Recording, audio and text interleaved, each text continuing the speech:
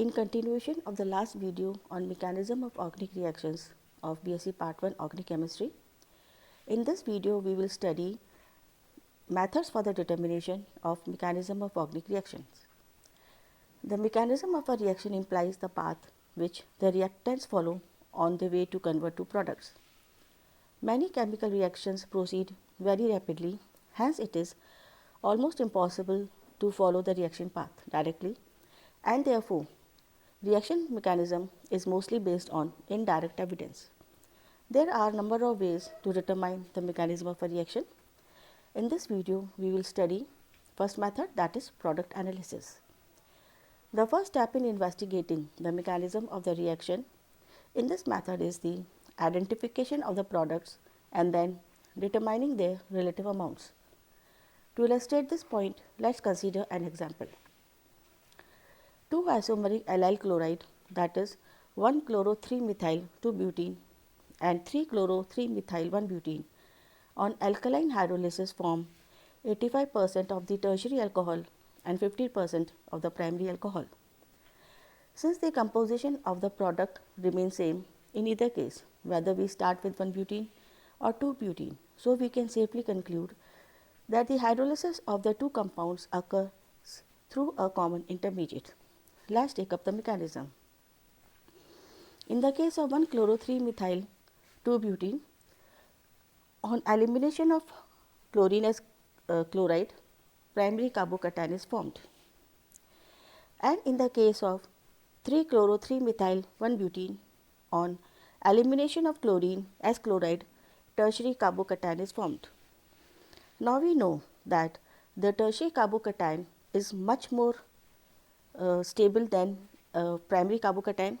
So we see that in the first case where the primary carbocation is formed, the primary carbocation undergoes rearrangement, and as we have already noted that the tertiary carbocation which is formed after the transformation or rearrangement of the primary carbocation is more stable than the precursor. So we see that almost 85% of the carbocation converts to tertiary carbocation by rearrangement, while in this case if we see that the tertiary carbocation which is formed by the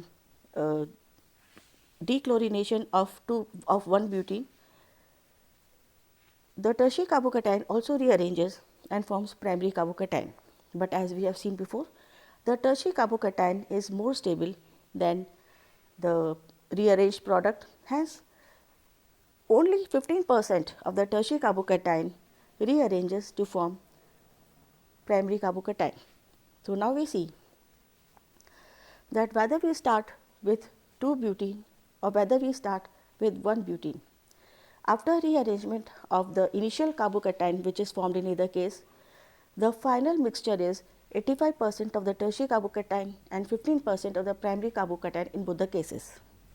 And in the next step, the tertiary carbocation on hydrolysis gives tertiary alcohol, and the primary carbocation on hydrolysis yields 15% primary alcohol.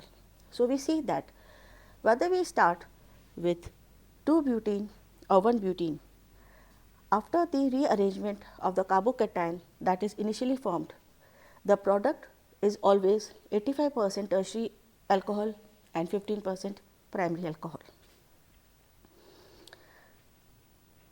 Now we consider the second example.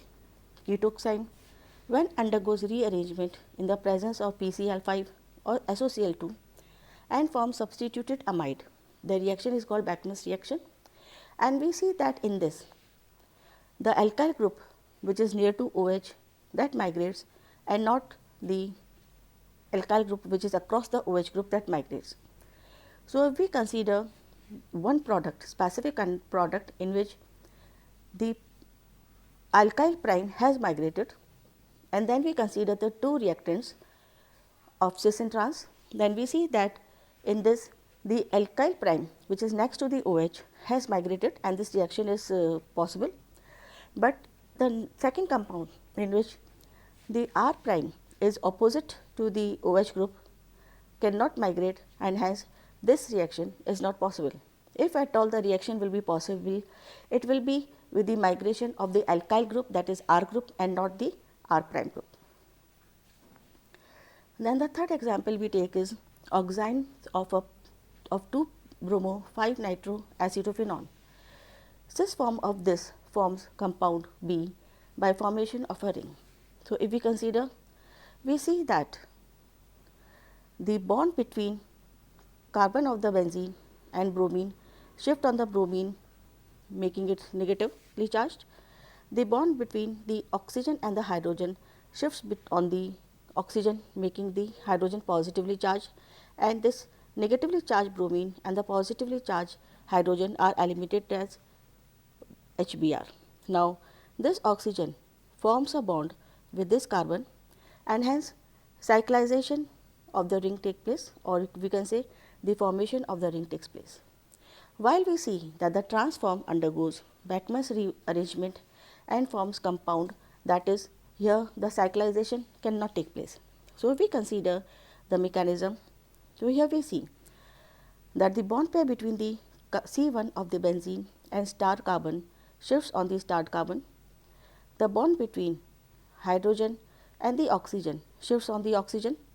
So, here we have one lone pair of electron, and here we have one lone pair of electron, and with these two lone pair of electrons, double bond is formed between star carbon and oxygen. One bond between carbon and nitrogen shifts between C1 and nitrogen, hence the bond between carbon and nitrogen breaks and a new bond between C1 and nitrogen is formed. And as the bond pair of between nitrogen and oxygen shifts on the nitrogen, it becomes negatively charged. So, it attracts the proton, and the proton migrates on the nitrogen, and the total rearrangement occurs, and we see the formation of the rearranged product D is formed. That is all for today. Thank you.